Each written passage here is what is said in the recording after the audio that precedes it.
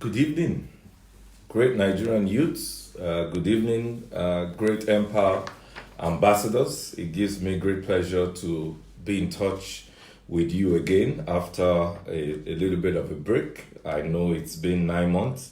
9 months seem a long time. 9 months, it's such a long time that let me take this opportunity to welcome the Empower babies that have come in the last 9 months, because 9 months is a full time for a full-time baby. Let me also congratulate some of you, Empower marriages, even our Ibadan leap year marriage, which I was privileged to be a part of. Let me congratulate several promotions amongst you, such as Uriye Benedict of Ilaje, Ondo State, who has exited into business, and he's doing quite well with his business. Very recently, he was part of the Nigerian delegation to France on an agric exhibition in France. Sipasi Olalekan of Ikorodu, Empower Lagos, who's just recently gained graduate admission into the Kansas University in the United States, January this year. Let me also congratulate some of you who have also just recently gained employment in the last few months.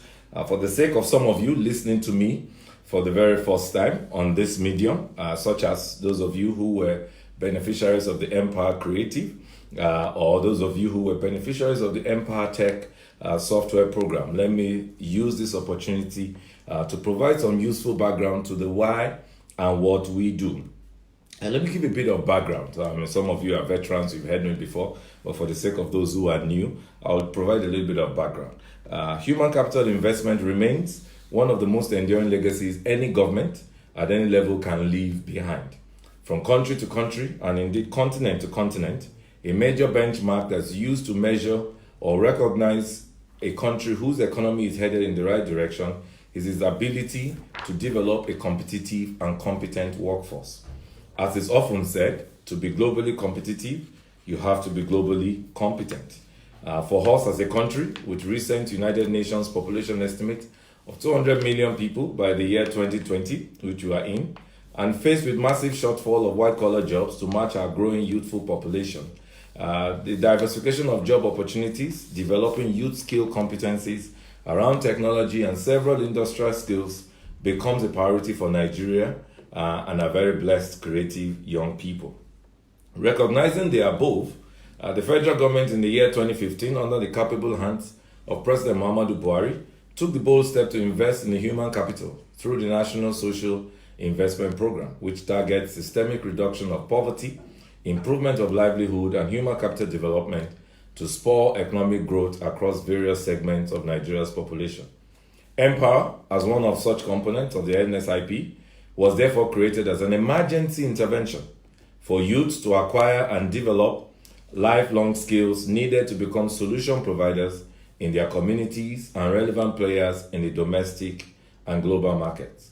I've often defined Empower on this fora and several other fora as a learn, work, and exit into entrepreneurship or employability. In other words, it's an employability enhancement program or an entrepreneurship development program. By so doing, we all know, and the world knows, that we have series of programs. The graduate programs that cuts across the NTeach, the NHealth, and NAgric, and some of you, very few of you in NTax that is now discontinued, make up the 500,000 graduate volunteers that we have in the Empower Network across batches 1 and 2. Batch 1, 200,000 from December 2016, and batch 2, 300,000 from August 2018. In addition to that, over the last 3 years, we have been able to skill competently about 58,000 Nigerian youths, comprising of our skills training non-graduate program across the NBuild vocational, be it construction, automobile, and hospitality, the NTech hardware, the NTech software, and indeed NCreative, all focusing on different aspects of our economy. At this point, I'm now going to spend a few minutes to speak about the Empower process. And the reason I'm doing this, for those of you who are volunteers watching me, you know about this already, but I guess some of you need to be reminded of our process. And beyond the Empower volunteers, this live chat has become a platform by which a whole lot more Nigerians at large get to know about what we do, how we do, and I thought it's important that we establish some of these facts for proper record keeping.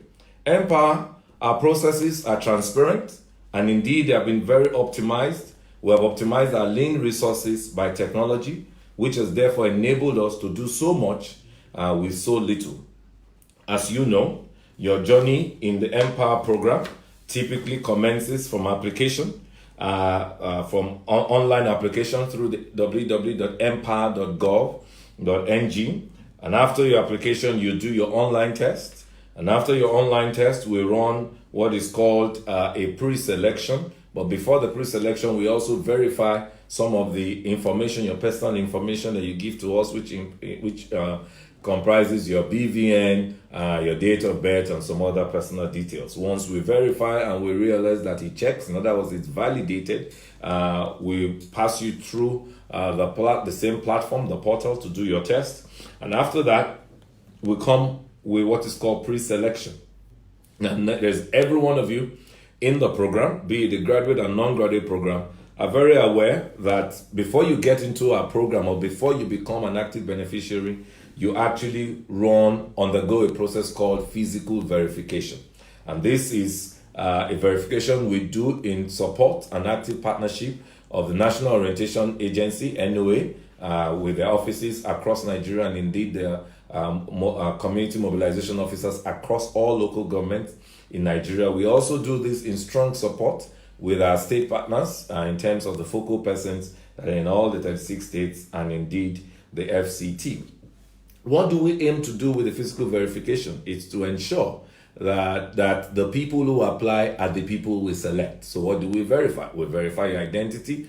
We verify your age, because Empower is a program that is targeted for young people, young unemployed people between the ages of 18 to 35 at the time of application. So we verify that you have not exceeded that age at the time of application. We verify, more importantly, also that you are a resident in the community that you gave us. Because in Empower, we do not post you outside of your resident community. So we verify that you're a resident of that community by providing us relevant IDs at the place of physical, during your physical verification.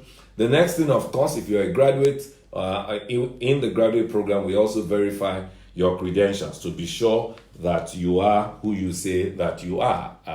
There's no reason for you to be in a graduate program when you're not a graduate, when you also know that we have the non-graduate program that takes care of training and skills.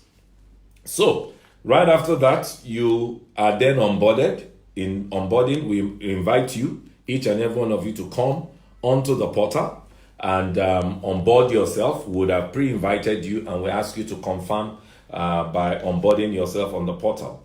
The next thing you do right after that is that we send final list to the states, who then deploy you, and after the deployment, you all upload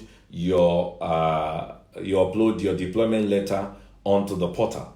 Now, in uploading your deployment letter onto the portal, before you become final enrolled, when you get the verified check mark, you all will agree that we do what is called confirmation of your primary place of assignment, because the states have also sent us back a list of deployment. We'll confirm based on the deployment list and the letter you uploaded. So if Afolabi was deployed to Gwarimpa Primary School, for example, as an end teacher assistant, I would confirm that the letter Afolabi uploaded reads Gwarimpa Primary School. So where that is the situation, you get verified and you become you become fully enrolled. Where that is not the case, we reject your deployment letter and ask you to go regularize. And I'm happy that for every one of you that is listening to me, that is a verified, valid member of the Graduate Empower program, we really do not have those issues anymore, because you have all scaled through that. Now, of course, the moment you get into the program, you know the next thing is that you begin to work. And we say to you that, one, you want to continue to learn And in learning, we've always put your learning materials on the npower portal, and we ask you to continue to learn. For those of you in batch 1, a lot of you have your devices already. Those of you in batch 2, I know that you don't have your devices, and I will come to that in a minute. But the bottom line is we expect you to continue to learn and then continue to work, to go to resume at your place of primary assignment and to do the work. And once you work, then you should earn your pay. So I will speak to payment in the next few minutes. But just to digress, for our non-graduate beneficiaries, same process, application is same, pre-selection is same. You run physical verification, but after physical verification, most of you do your physical verification at your places of training. So we would have run a physical verification for some of you at your local government, but most of you at your places of training. And once again you scale through that, you are deployed to your training center, where you do undertake your various in-center training for 3 months, after which you then engage on your apprenticeship with employers across the country. So that's the story of those in the M-Build, the N-Tech, hardware, software, and indeed the N-Creative. So, payment. And that's a big issue, because I did ask that you give us your thoughts and what are the most burning issues on your mind, and payment obviously carry the floor. So I'll spend some time on payment. The first thing I need to let you understand about payment, and this is important for those of you who are actually still quite fresh in the program.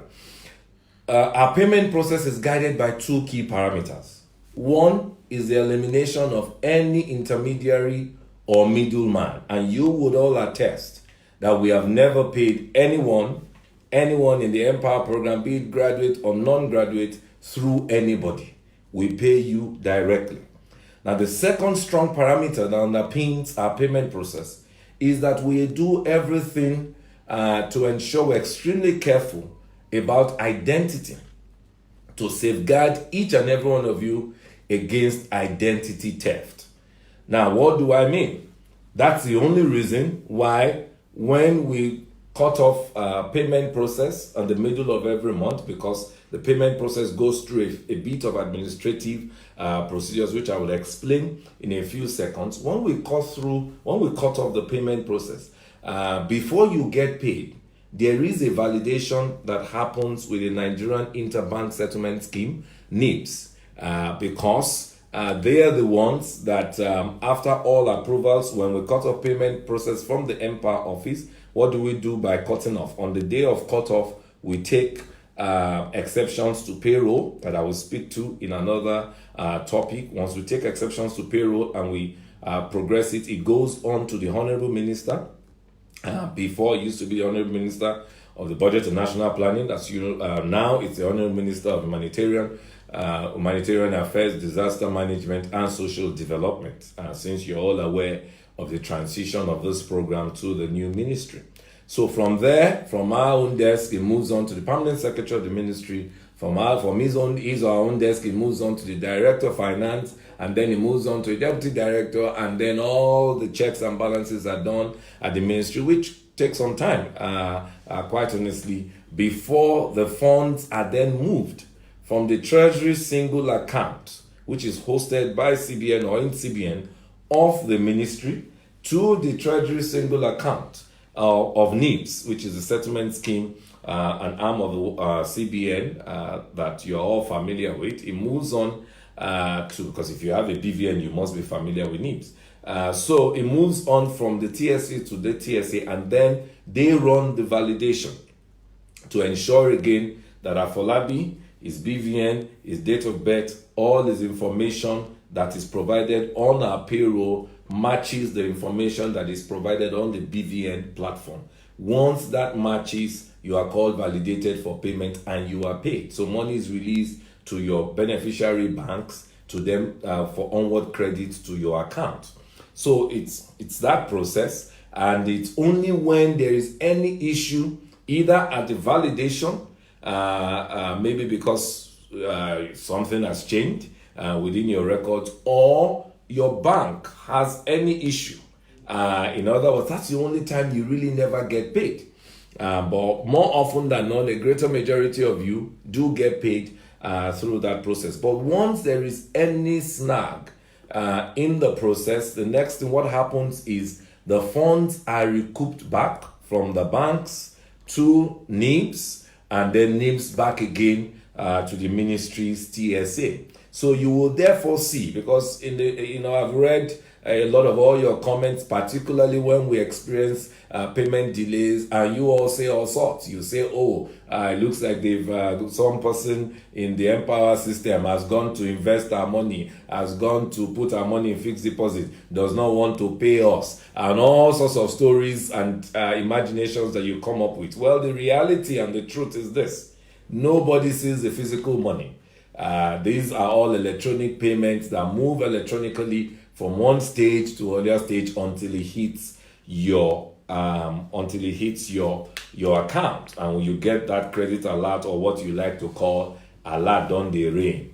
Okay, now what then happens for those of you a few of you many times from payroll cycle to payroll cycle who do not get paid?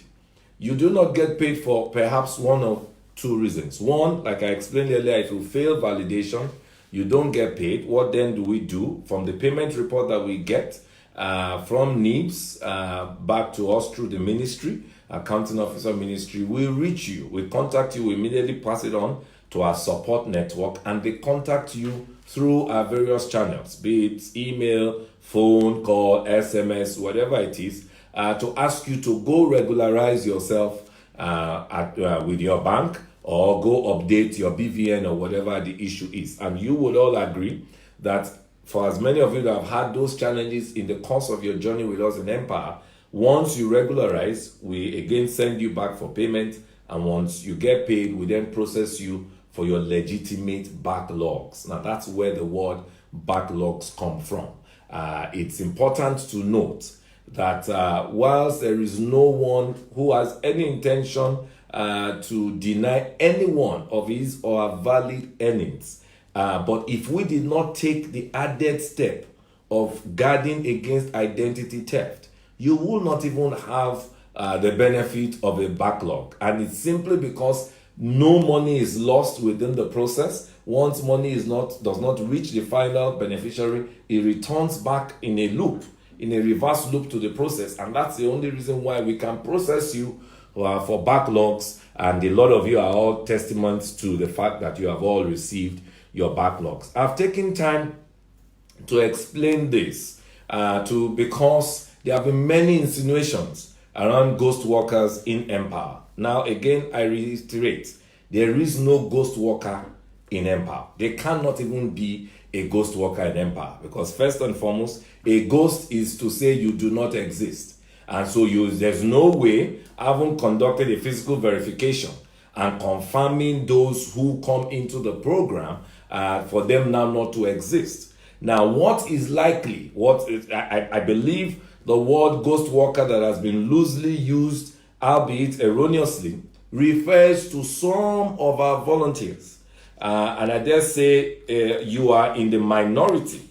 Some of our volunteers who do not go to work sometimes, or who do abscond, from your place of primary assignment. Now, we do get reports, and when we get reports, such reports, we immediately place you on payment hold. So the reality, therefore, is that if you do not get paid, it's either you failed payment validation, and we would inform you. If you are not informed of a payment validation failure, from the end of trying to pay you, then the next possible alternative is that you are on temporary suspension, which is payment hold. I will speak a little more on that in my next topic. But before I move away from payment, let me take this opportunity to first and foremost apologize on behalf of the Honorable Minister of Humanitarian, and indeed all the npower stakeholders and the social investment stakeholders, for the irregular payment cycle that you've experienced in the last 5 months. You would again all attest to the fact that for the benefit of this, for the benefit of Nigeria, for the benefit of you all, the beneficiaries, and the many more that would come into the program, Mr. President in his wisdom thought it wise to institutionalize what either though had been an intervention program. And this institutionalization led to the creation of a new ministry, which is the Ministry of Humanitarian Affairs, Disaster Management, and Social Development. Now, by the fact that it's a new ministry, it tells you clearly that what then that means that ministry never existed. So if it never existed, it never had a permanent secretary, it never had directors, it never had any personnel to carry out his activities. The first of such to be appointed is the Honorable Minister, who was appointed in late August. But again, the clarity of this transition did not happen until October 1 during Mr. President's October 1 speech to the nation. So, having said that, and as the Honorable Minister herself has said in quite a few forums, explaining the fact that she needed to understand the process, she needed to be briefed, which we've done as a program and we continue to do as a program. So that's the reason for a bit of the hiccups. I have the assurances of the new ministry,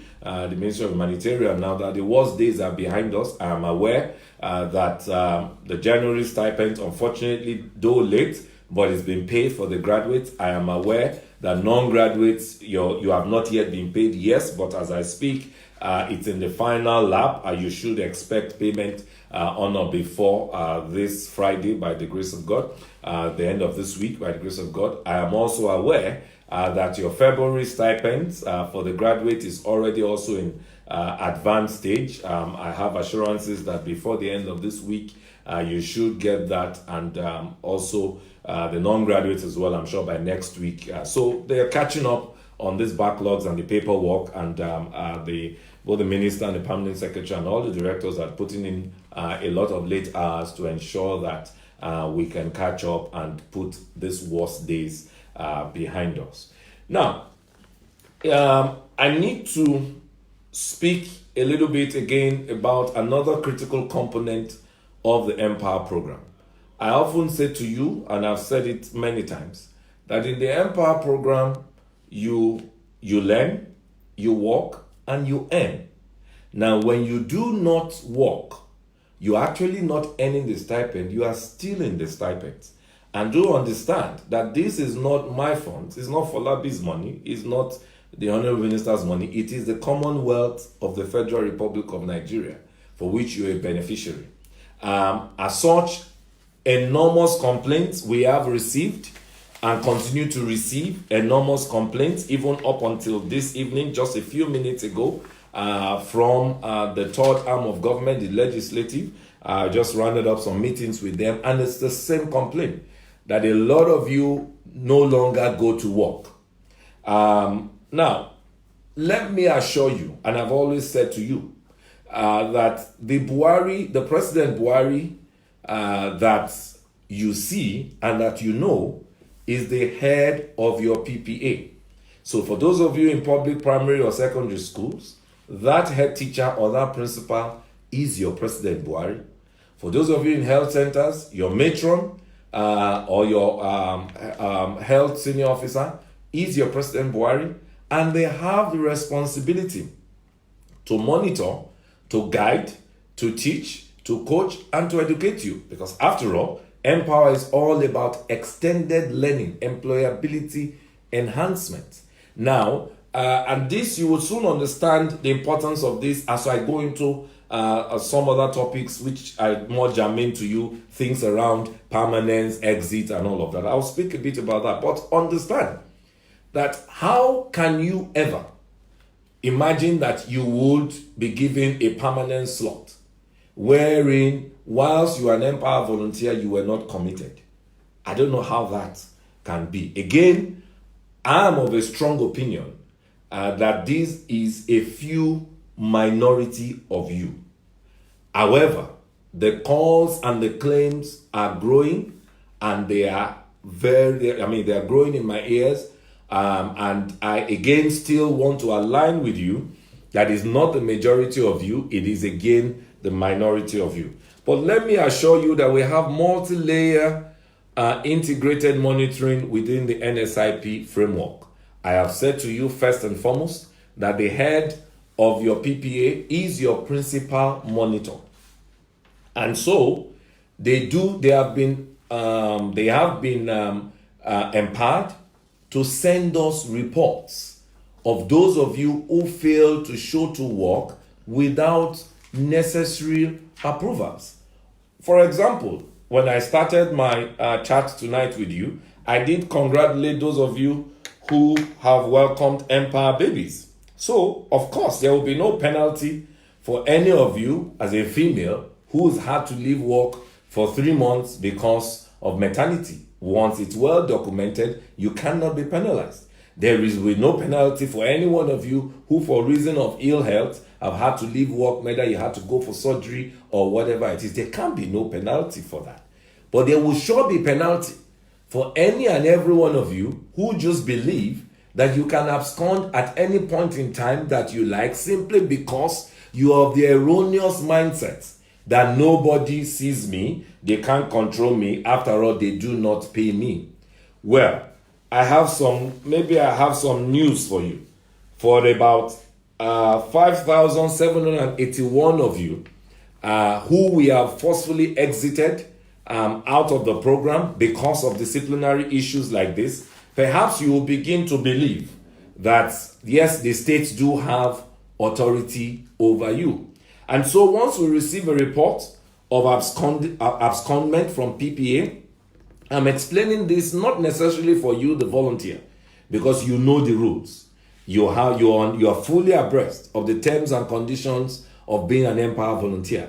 But I'm making this explanation for the general stakeholders, including every Nigerian who many times hear your claims and sometimes your pain, amplify it and send it to us as feedbacks. We do receive reports. And when we receive reports, what we do is to place you on what is known as a temporary suspension, which you would generally know as payment hold.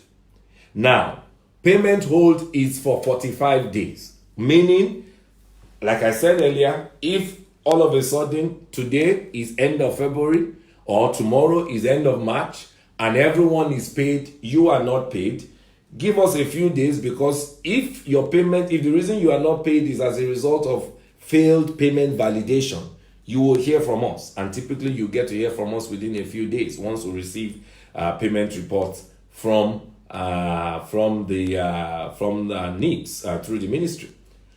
But when you don't hear from us, you should immediately know. And for those of you who did not go to work, you should know that the reason is because someone has reported you. But then you have a grace period of 45 days, for which some of you have utilized. When you suddenly then realize that, finally, yes, there is a monitor that actually sees me. President Buhari may be in Abuja, but he has his eyes and his legs in every of your community and every of your local government. You then have the opportunity that if you do amend your ways, you will have the opportunity to go back to your PPA, to resume, to beg for clemency, and your head of PPA issues what is known as your attestation letter of good behavior. And once that is issued to you, you know what to do. You either send it to us by email. You all know your emails, volunteersupport@mpvn.ng, or you send it to us by uploading it on your portal, or you send it even to us through your focal person or through your NOA desk officer. Once we get it, we know what we immediately do is we reinstate you, but of course you know that you are not entitled to any backlogs for the period of suspension. But what happens in most times with most of you is, again, you allow the 45 days, and in the 45 business days, that's about 2 months, sometimes even 2.5 months, to elapse before you then start running back to your PPA to now say, please, what can we do? And you know the rule. So clearly, once we do receive some reinstatements, and we revert back to say, the time is expired. The grace period is expired. And so because immediately after 45 business days, without any effort from me or any of my team, it is a system automation. You are immediately automated into a permanent exit. And that's exited. And that's the story of about 5,781 of you, for which some of you rather than being remorseful, a few of you now begin to want to stoke unnecessary tension, at your various communities. I would want to advise you that you really should desist from this, because I have here in front of me, for example, some of you from the state of Osun who were reported and who we exited because there was no reinstatement within the 45 business day window. A few of you across Ifelodun, Ayedade, Ede North, Ede South, Ife Central, Irewole local government. A few of you across like that. But I want to enjoin you that if you do have legitimate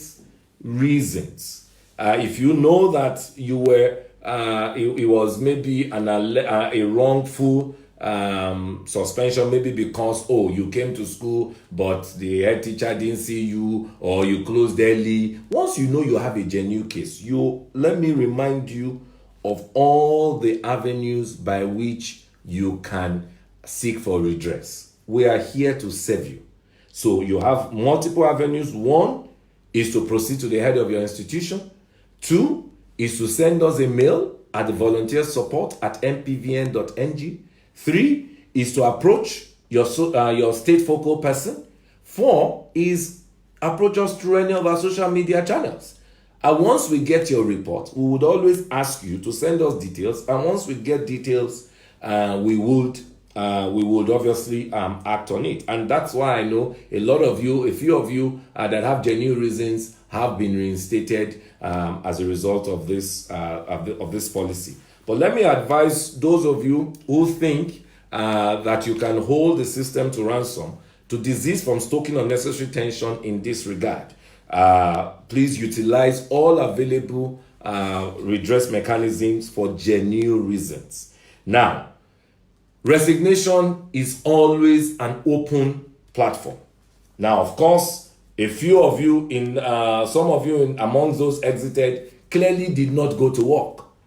Some of you did not show up. We had an article on Business Day, an investigative journalism piece that gave us names of some of you who did not go to work. And of course, we also continue to get these reports from our states and from some of our independent monitors and even third-party civil society organizations. So, rather than you waiting for us to exit you, which is disciplinary, because again, remember, whatever you do in npower has a record, and I dare say has a lasting record. If you left the program through exited, especially for the 5,917 of you, I think, that I spoke about, 5,781 of you. Now, it is on your record permanently that you were exited. It's not the same as voluntary resignation. If I'm to give any attestation on your behalf, not necessarily today, maybe even tomorrow or anytime in future, once you're exited, it means you was a disciplinary action and you cannot get a positive recommendation. But once you left the program through a voluntary resignation, then clearly we celebrate you, because it means that you are truthful to yourself, you are truthful to your country, and you are creating opportunities for other Nigerians like you to benefit from this program. Let me speak again a little about resignation, because we've also gotten a few feedbacks around this alleged or unwillful resignation. And the first point to say to that is completely far from the truth. There can be no truth close to that. The request to resign from the program is very simple. You write a signed resignation letter and submit to us via email or through your focal person or the NOA desk officer. As a matter of fact, because some of you complain that the day you resign and before the letter sometimes gets to us through any of these channels, which results sometimes in some of you attempting to refund funds, because you may have resigned today, but if you resign, for example, February 16, and because I've cut off payroll for February on February 15, you will still be in payroll and you then get paid for February. Some of you honest Nigerians request to say, I want to give the money back because I did not earn this money. And we always celebrate those of you who come back to us for that. Because of that, we realize that there can be a lag, time difference lag between when you actually issue the letter to your PPA and when sometimes it gets to your state local government before it gets to us by email. In August 2018, we implemented an improvement which is to enable you to be able to resign from the comfort of your home or office through your portal. And that was the portal resignation. But guess what? This is an improvement that is supposed to aid and improve your experience in npower. But what then do I get? That's the only platform, that's the only reason by which we are getting these complaints now of alleged or unwilling resignation.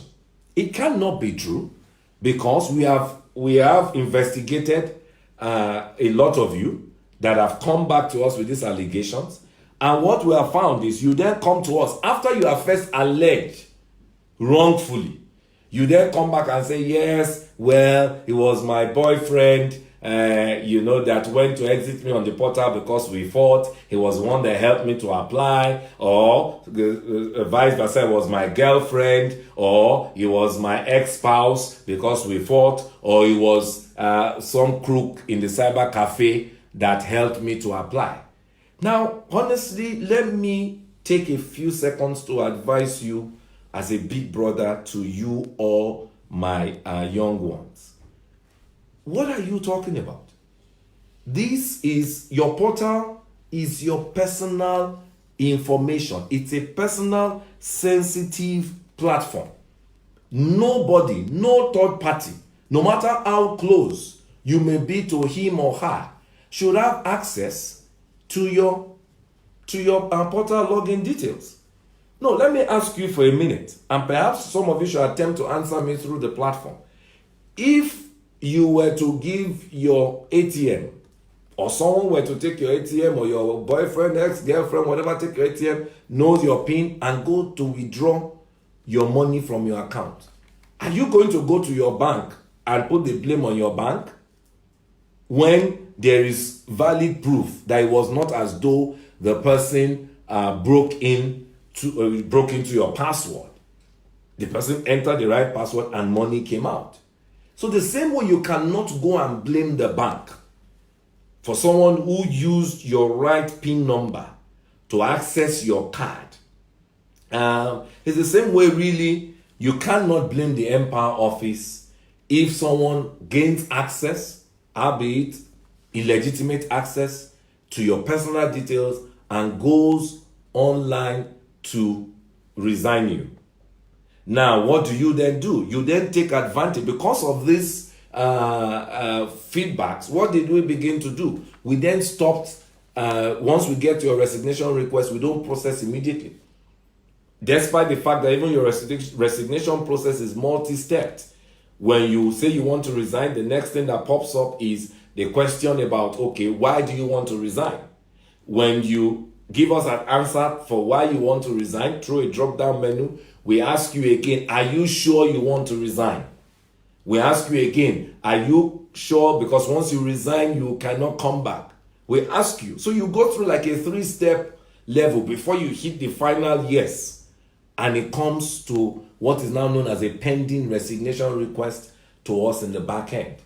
Now, the only reason it became a pending resignation request was what enabled us to investigate these allegations and found them to be false. Very recently, I have a case of an npower volunteer in Ondo who actually went ahead after you had gone. The reason you gave us on your portal was that you have found a job, and so you even thanked npower for the opportunity given to you to serve.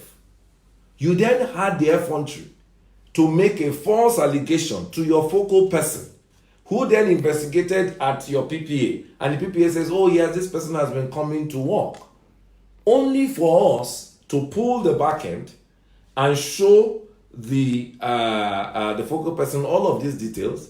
It was only at that time you then came to say, well, it was actually true. The only reason was that the job didn't quite work out, so that's why I was seeking to get back into the program. Now, it would have at least been noble for you to have told the truth and consideration be given to you if to reinstate you than to allege falsehood. And that volunteer obviously lost his or her slot because you cannot be the proud empire ambassador that Mr. President is investing in and you also perpetrate falsehood. It just cannot work. And that's the situation with a lot of you. So what have we done? We now, once we receive a resignation request, it goes into what is known as pending resignation. And once we try to reach you, either by phone calls, sometimes by email, but through the our situation room, the support network, we reach you and to confirm if truly it was you and if truly that resignation request is genuine. And it's only at that point that we then confirm or approve your resignation. As we speak today, we have a total of 11,238 resignation requests across the two batches. 8,709 of you have been approved because you have gone through the whole process and you have confirmed to us that yes. And 2,529 of you are still pending. The reason why most of you are pending is because we couldn't reach you on the mobile phone that we have for you on your portal. So even for this 2,529 right now, I've directed our team, and since last week, we have circulated this list by states and local government to your state focal persons and the NOA state directors to reach you either through the PPA directly to confirm. And once we collect these confirmations, we'll either approve for those who say yes, it is so, and we would reinstate those who say that it was as a result of this illegal entry. So please, let me also on this note appeal to you. You know, I can only and would always continue to appeal to you because you're my brothers and you're my sisters. I am also aware that some of you have secured other jobs. Hence, you are not able to show up at your PPA, your place of primary assignment. But rather than take the noble and part of integrity, you believe that nobody sees you. Hence, you have refused to resign. Some of you even choose to connive with some unscrupulous officials at your PPA to do what you call sorting. Let me advise you. I said to you a few minutes ago that it is not my personal funds. It is not the personal funds of President Buhari or any one of us. It is our collective commonwealth. And there are extant rules, regulations, laws of the land that guide the commonwealth of a people. Please, if you are in this category, especially since the complaints of you not going to work is growing, go and resign honorably. Perhaps, if you are not aware, the Honorable Minister of Humanitarian Affairs has recently launched a whistleblower partnership with the Independent Corrupt Practices Commission, ICPC. These institutions of government and indeed the Department of State Service, DSS, these institutions of government will come after you. So I appeal to you, if you know that you have other things doing, for the love, for first and foremost, for the sake of integrity, and for the love of your fellow brothers and sisters who could enjoy this opportunity, please go and resign on your portal. If you don't want to, if you are not assured of that, or you don't have a device to say you have a portal or what have you, just write your resignation letter, send it to us by email, and we will treat. The next point that I would speak to before I attempt to run through some of your questions is devices. Devices, the npower devices, the tablets that the batch 1 volunteers have and the batch 2 volunteers are yet to get, is critical to your lifelong learning and even your entrepreneurship opportunities. The story of Benedict that I mentioned earlier, really of Ilaje local government in Ondo State, his story is from the device. He was from the device, he learned the entrepreneurship opportunities that has resulted in who he is and what he's doing today. Same is the story of one of you in Katsina who also actually now runs a lot of e-learning courses now because of this device. So let's understand that when we started this program and we embraced technology early on, it's because we knew that technology was not only an important leverage that we need for young people and indeed for our country, but we also realized that technology was the one enabler that could enable us do so much with so little resources. Revenues are always a challenge for us as a country. So let me assure the batch 2 that your devices are critical. And the minister has taken this upon herself and indeed the expanded team. So we are working on it, and in no distant time they would notify, the ministry will notify of the steps taken in that direction. But you can almost take it to the bank that the president who is your president and our president is a man of integrity. He will not change the rules in the middle of the game. So you can be assured. I know that you waited for so long, but again, it was a case of prioritization. We wanted to ensure that nothing disturbs your stipend, and if that must happen, 15 billion every month is not a small amount of money. If that must happen, it also meant that something has to suffer, especially when we are in a period of dwindling national revenue. So please bear with us as we have continued to do, but please, that should not be an excuse why you do not go to work. Because as a matter of fact, if you are not going to work, then there's no point even getting the device. I will then move on to the big elephant in the room, which is around the npower transition, npower exit, or permanence. I think the first thing to say about permanence is, what I find with a lot of us and maybe our society today is we tend to want to struggle with the basic truth, and sometimes we believe that if we speak the fact or what if we speak the fact, even if it's not true or practicable for so long, it will become a reality. Well, maybe it works for some of you, but it's not today, and it's not now. Since the beginning of the program, and I've had opportunities to interface with each and every one of you. One of the things I've always told you very critically is the clamor for permanence by the federal government is impracticable. It's impracticable, almost next to impossibility. Because, and I've said this to you before, for a few reasons. One, the total number of the civil service of the federal government is less than 100,000. And the last count, I think about 88,000. You are 500,000. Now, by the time you extend it even into public service, beyond civil service, from public service commissions, I don't have exact number for that. But again, I don't imagine that would again exceed another 100,000. So how practicable is it that the federal government will then say, okay, these 500,000, put them in some permanence, and then, so what happens? So your other brothers and sisters who have just recently left school, who also need a lifeline, like you needed a lifeline, whether in 2016 or in 2018, so what happens? So it's an impracticable ask. And the second reason I've always tried to say this to you is also because in prior sessions I've taken you through what I call Government 101. The Federal Republic of Nigeria, it's a federation.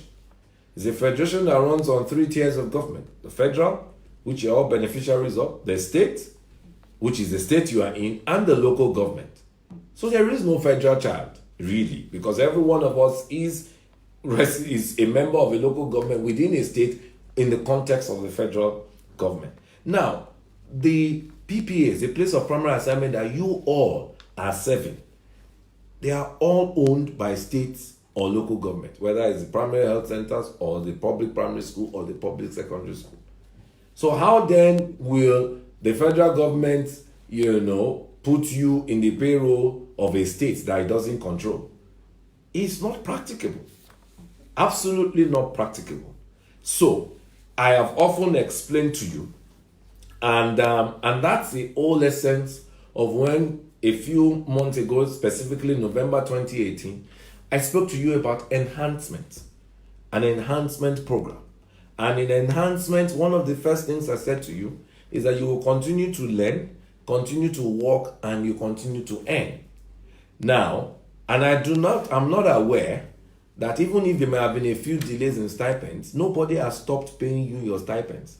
So it means that you have continued to earn. And that's also simply because there has been clarion calls that have been made to you, because we do hear you.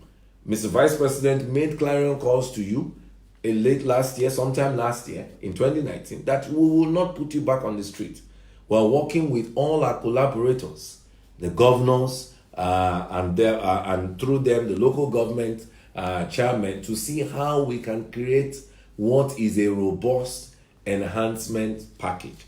So let me say, I will go to some of your questions, which I have read, and indeed I did see one, and I think it's a good time to read the question verbatim. And it says, why should the npower teach beneficiaries be exited from schools that do not have teachers? Very valid question. Very, very valid question. But then guess what? Who owns the school? That school you're talking about is owned by a state government somewhere, because you didn't tell us your name or where the question came from. So the first thing I would then want to say is this. There's a strong difference between a Luther entitlement mentality and advocacy. They are not the same thing at all. Advocacy is a positive engagement of stakeholders for valid reasons. You have a valid point. Just using the case of the NTeach, most of you who serve in a lot of our public primary schools, we do know that a lot of these schools, aside from the head teacher and maybe assistant head teacher and maybe a few permanent teachers, a lot of you are the ones manning the classrooms and in support sometimes for some of you who have NYSC NYSC corpers also there. So we know the reality. But then you have to advocate right. You have to advocate appropriately. You don't advocate through a protest to Mr. President or the Honorable Minister or the Special Advisor, Mrs. Ways, or to me, or you don't. That's not the way to go. The best way to go is to advocate positively with your legislators at the grassroots and indeed your state. I use a case in point, like the Lagos State yesterday. The Lagos State volunteers, I first and foremost commend you for a peaceful protest, and you got the attention of the deputy governor. But the first question he asked you, because you were also magnanimous to send me the video, which is what I celebrate about you all npower volunteers, you are truthful to yourselves. You sent me a copy of the video. I watched it. He asked two questions. He said, first and foremost, have you written us officially before now? So that you introduce yourself. Remember, this is a new government, and such is the case of many state governments now. There are new governors, new governance in place. Have you written us officially before now? And I didn't see that you could answer the question, Lagos npower volunteers, because he said you could have come with a copy of that letter if you had done so today. Then the second thing, I loved when one of your state leaders then engaged the deputy governor and said, but we are also aware that in most of these schools, recruitment is going on for teachers. He then asked the next question, did you apply? Because I'm aware that interviews are going on right now for those who applied and have been shortlisted. Did you apply? Now, so my fellow young ones, that is what advocacy is. Advocacy is guided. Advocacy is a positive engagement with stakeholders. Now, the valid question you've raised, state governors, state governments, some are in the process of making recruitments into their public institutions.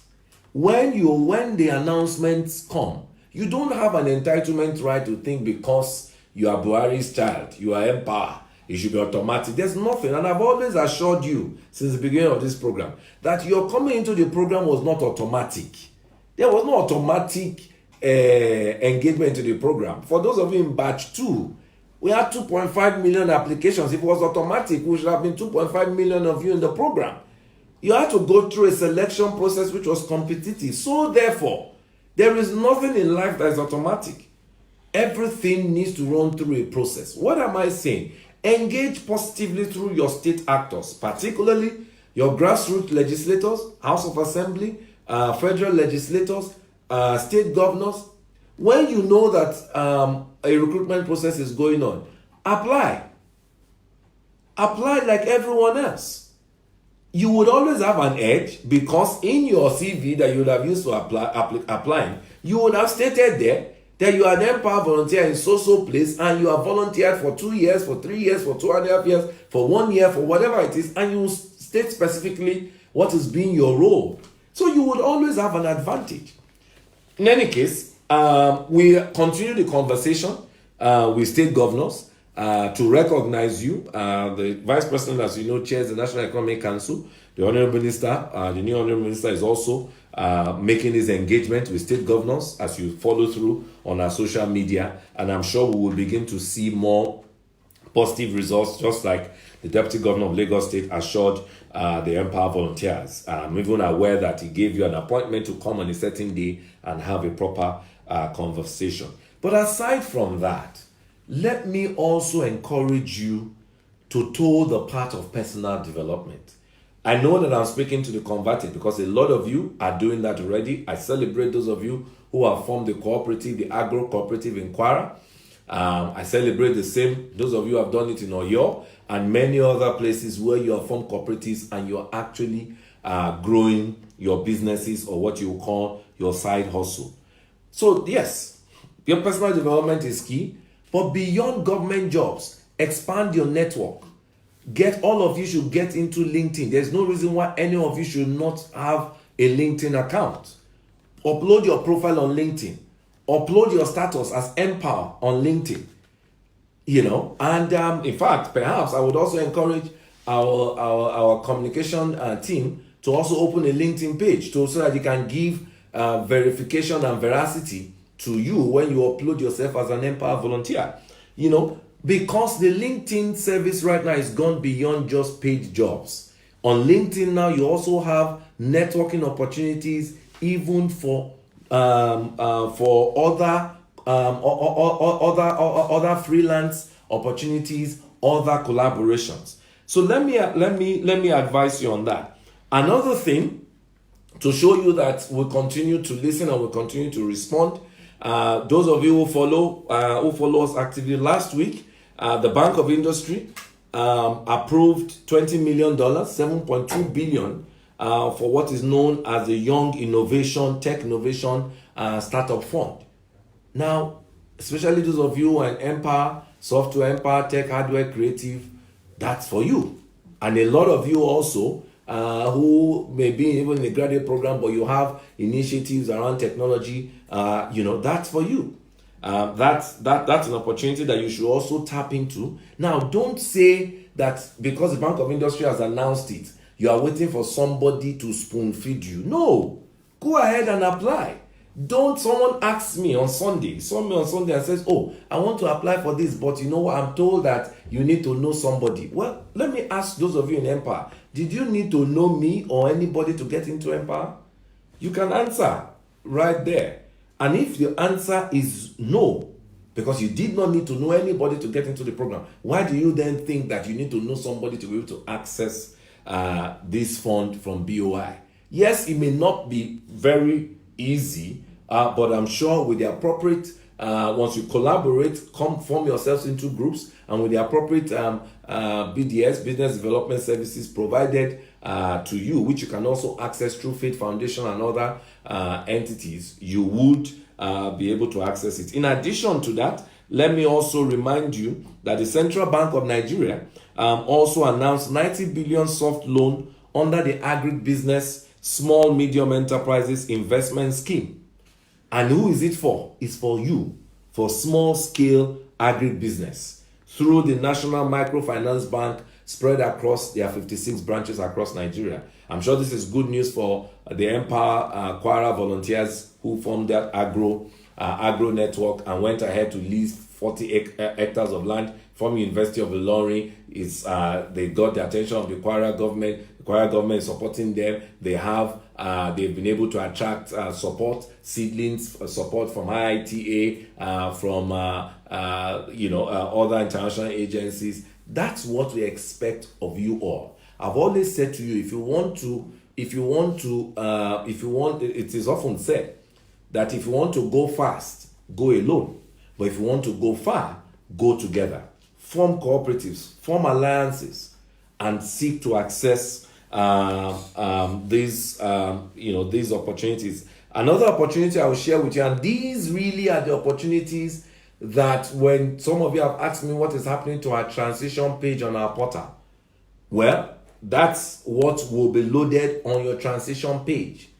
Access to networks, access to opportunities for you to get in within. There's also the shared agent network expansion facility, which is also anchored by CBN. Basically, this is a platform that coordinates all the mobile money agents through super agents, and some of you can plug in through super agents. Again, when you form cooperatives, we would upload what are the modalities. You can go ahead. You don't need to wait for government to go ahead and begin to access these opportunities. Your colleagues in Kwara did not wait for us to access opportunities, so you don't need to.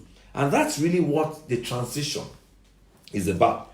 But as you also have heard, the Honorable Minister of Finance and even the Honorable Minister of Humanitarian also say a few times that we're also working on a youth jeep loan that we would also facilitate for some of you, for most of you, to get in. We're hopeful that our conversations with the state government will begin to yield increase and will begin to yield results. I know that Cross River just engaged some few of you recently into the state civil service. We're hopeful that our conversation, especially since the chairman of the Governors Forum, Governor Fayemi of Ekiti State, is actually a proud Empower supporter.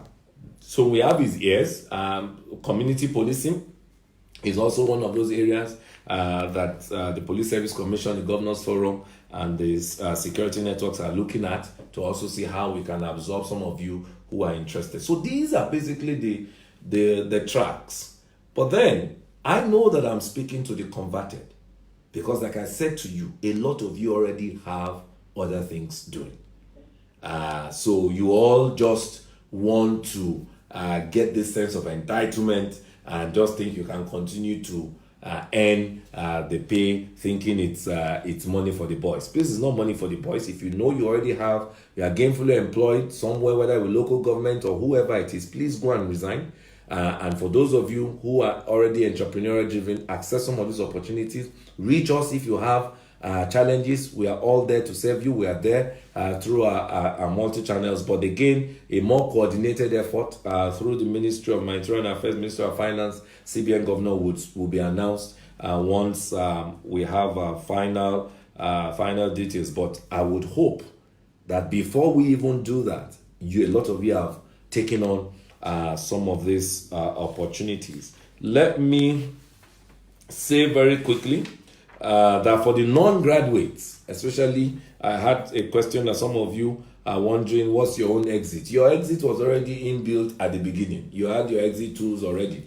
There's none of you in our non-graduate program that did not get an exit tool, be it a laptop, be it a tool repair kit for those of you in hardware, be it your tool kit for carpentry, masonry, whatever. So you have your exit already, and we also provided you access to master assistants, access to industry players within your 9 months apprenticeship. We have success stories of some of you that have been now fully engaged by employers that provided the apprenticeship. So for those of you who still are wondering what is exit for non-graduate, your exit was given to you from the very beginning, and that is the exit tool.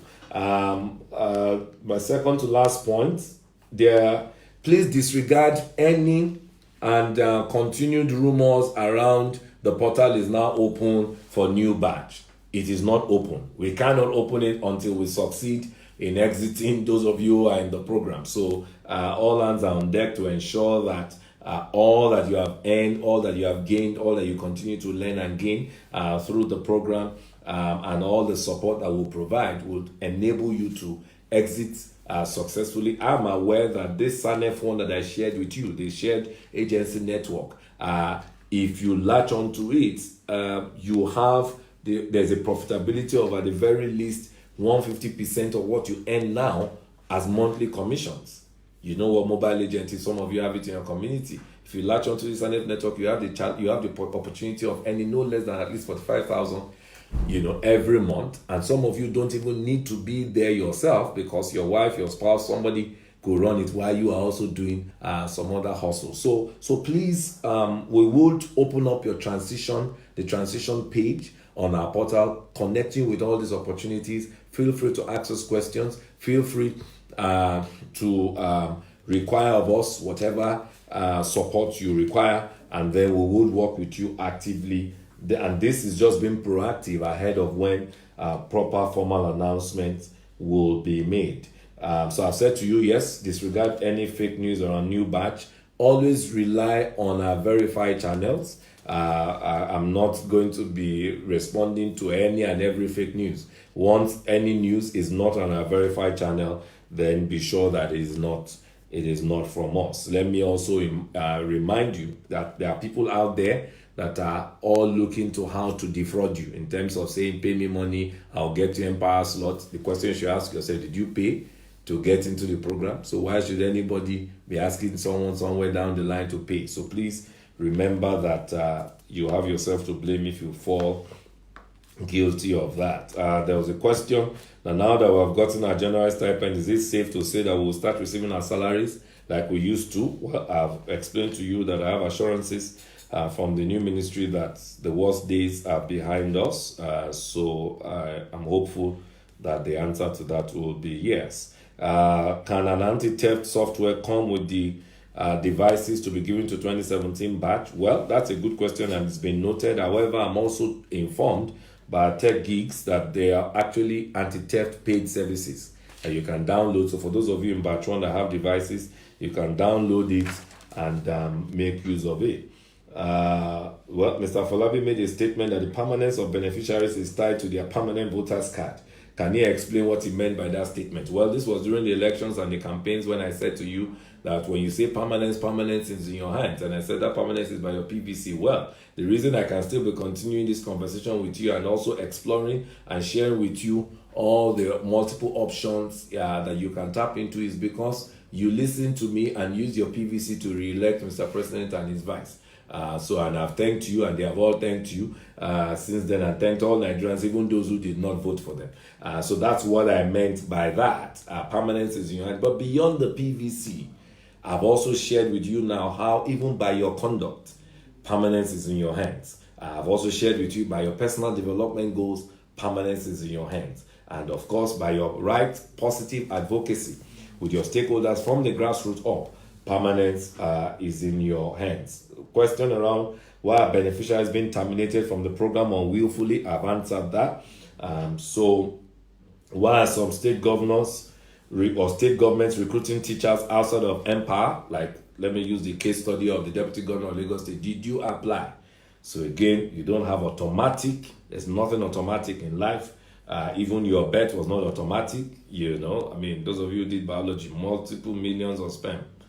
So please, there's nothing automatic in life. Can an npower beneficiary apply for another federal government empowerment program? Well, I've just mentioned to you that we're actually, the ministry and all the actors are working to see how we can create a youth Jeep loan, just like the Honourable Minister said. But aside from that, we have just mentioned to you a BOI, CBN, and all the other opportunities. So yes, and like I said, always be proud to mention in your application process that you are an npower volunteer. This government promised change and next level in job creation. What about the 1 million jobs that this government promised to provide to graduates annually? Well, it is incremental. Our promise first and foremost is that it's an incremental thing.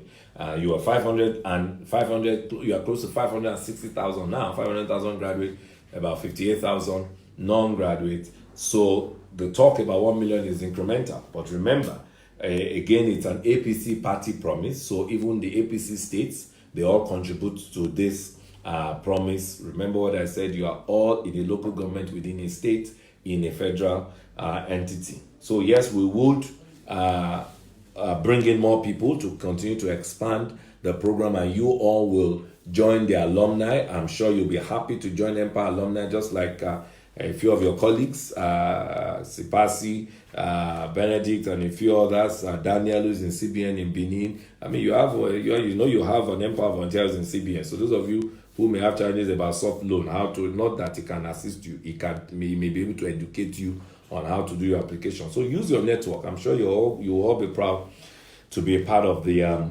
Empower Alumni Network. What's the fate of the Northern End Creative beneficiaries? Yes, I must apologize. We did the End Creative Southern States between June and December last year. We tried to ensure that the Northern End Creative was going to start, but then again, that's caught within the transition process. So the ministry is reviewing, and I'm sure any moment from now, they would clear the contractor who has been awarded by the Federal Executive Council to commence. So just stay tuned to our channels, and we would announce. For those of you who were in the End Creative South and did not collect your certificates, yes, you didn't collect it because remember that your program did not end when you left your center. There was the online portal program project that you had. So now that you have submitted your projects and it's been assessed, for those of you who successfully submitted your projects, your certificates are being prepared, and they will contact you. Basically, I'm sure they will email them to you, and you can always print and laminate and do whatever you want to do with it. Was the federal government's plan to draft interested Empower beneficiaries to community policing? I spoke about that already. So now what happened to the IBM Jumpstart competition? Well, I'm sure you that asked me this question, you are clearly among the 16 volunteers who are set for the final stage. The IBM Jumpstart competition was a partnership, a private sector partnership of IBM and Softcom, two private companies, and I am aware that 1,937 of you participated in the very first stage. That stage was then skinned down to 100, and from the 100 we're now at 16. I'm aware that all the information of announcements of the successful 16 is on your portal, and yes, you ought to have concluded the competition. So apologies. I've contacted both IBM and Softcom, and I'm sure they will reach out to you in a short while to conclude that competition. Now, what is next about the Empower Tech software? Do we have to host any work on the free domain given to us? Yes. Let's remember that those of you, we graduated you, the software trainees, the 4,000 of you across North and South in December. By now, you must all have received your SMS you must all have received your notification SMS and emails about subscribing to our YouTube channels for continuous learning. The next thing as well is for those of you who are in the digital marketing and the front-end, back-end programming components of the training, you are to also register on the host plan. So yes, what you will be uploading is the project. So they would, at this point, they expect you to be using the YouTubes to add on to your learning beyond what you learned while you were in the camp. But in the next few weeks, they will now release your project that you will then implement and upload on the domain that has been given to you, the free domain. But then I'm glad you acknowledge that it's free. Well, it's free. It's not free. It's free to you because someone made the investment. It's part of the program. It's part of the cost of the program, the investment that Mr. President has made to you. So please utilize it. And finally, the question, I like this question, and I wonder if it was a beneficiary that asked me this question. I think not. It says, since the inception, and that was the reason why I went broadly in addressing this chat. It says, since the inception of this program, what impact has been recorded so far in lifting Nigerians out of poverty? Well, I'm very convinced it's not an Empower volunteer that asked me that question. So what I would therefore say is that the Empower volunteer should assist me in answering this question. Perhaps The impact first is it's in multiple ways and several ripple effects. One of it is that you can imagine the quantum of investment that has been made into this program each month since August 2018. We have been investing no less than 15 billion as stipends, direct stipends to the beneficiaries. This is aside from multiples of 100 million for the non-graduates as well, who also get a bit of stipends. This is also aside from investment in toolkits. This is aside from investment in free domains and what have you, as you've also learned. Now, the beauty about this investment program is that it's not, yes, when you hear the quantum of the investment, 15 billion, it's huge. It is huge for a country that is also seeking to invest in infrastructure. It is huge. There's a lot we can do with 15 billion if you were diverted to infrastructure. But the importance, when I started, I reminded us that for you to be globally competitive as a country, you need to be globally competent. And we are a youthful country. Our demography is very youthful. So it's a very costly investment that Mr. President makes every month to ensure that this program runs and the entire social investment. And that's the reason why you must obviously take the issues of monitoring and all that I've said very seriously. However, the impact is such that every investment that we make trickles down to every community, because these 500,000 are spread across 774 local governments, thousands of places of primary assignment, be it schools, health, and agri farms, who are also impacting. Their role there is impacting onto the community women, community farmers, community men. So that's the impact.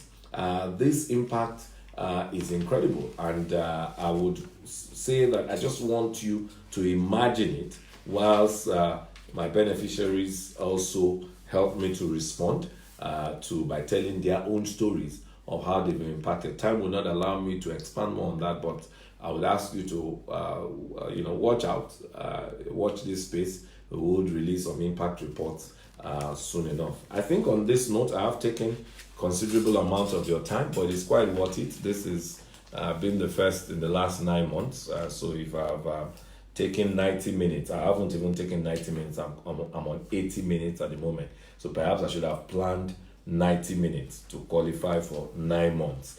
So before I say good night, let me ask if there's any question that is any question that is germane to answering that I've not answered. I'm told that I've answered all the questions. So let me celebrate you, because indeed when I asked you to write your questions, you did write your questions, and you sent me at least no less than 52 questions, which is what necessitated all that we have shared with ourselves in the last 80 minutes.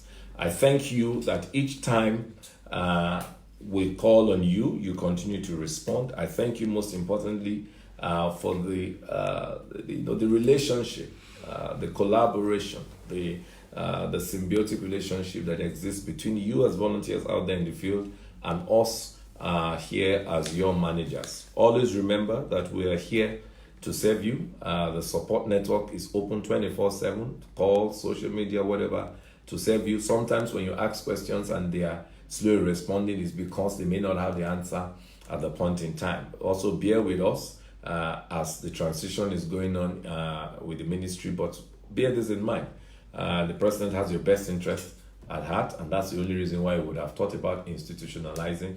And I'm sure the minister and the entire team would always continue to support you and to ensure that you be the best that you can. Till I join you again on this forum or on other forum, let me say good night. God bless you. Thank you.